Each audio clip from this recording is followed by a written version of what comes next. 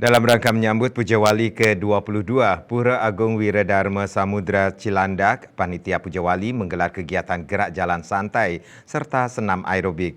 Diharapkan dengan kegiatan tersebut, umat Hindu dapat selalu diberikan kesehatan, jiwa yang sehat, agar nanti di dalam puncak karya Puja Wali, umat Hindu merasakan kebahagiaan.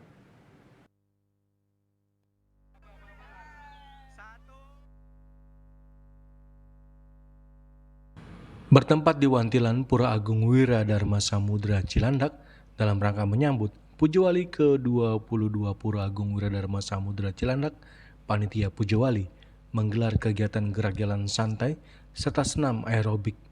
Kegiatan diikuti oleh umat Hindu dari berbagai tempek, diantaranya Tempek Ponokarya, Tempek Pasar Minggu, serta Tempek Cilandak, dan juga anak-anak Pasraman Ponokarya Marinir Cilandak. Turut pula hadir dalam kegiatan Ketua Pengempuan Pura Agung Wiradharma Samudra Cilandak, Ketua Panitia Puja Wali dari Dinas Marinir, Ketua PHDI DKI Jakarta, para Pinandite, Serati Banten, serta warga sekitarnya. Kegiatan gerak jalan santai dan senam aerobik bisa dirasakan manfaatnya oleh umat Hindu dan warga agar memperoleh kesehatan, jiwa yang tenang, pikiran yang baik, agar nanti di dalam menjelang puncak karya Puja Wali, umat Hindu merasakan kebahagiaan.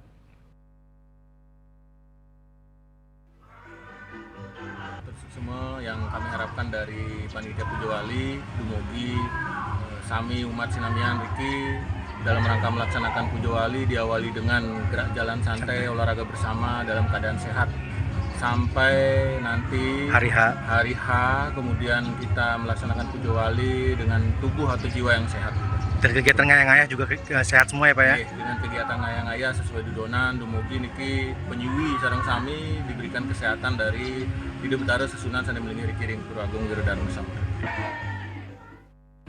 Kegiatan juga dimeriahkan dengan hadiah kejutan berupa door prize dan hadiah grand prize. Seperti diketahui bahwa puncak karya Puja Wali ke-22 Pura Agung Wiradharma Samudra Cilandak jatuh pada Tumpak Wariga Sabtu tanggal 3 Februari 2024.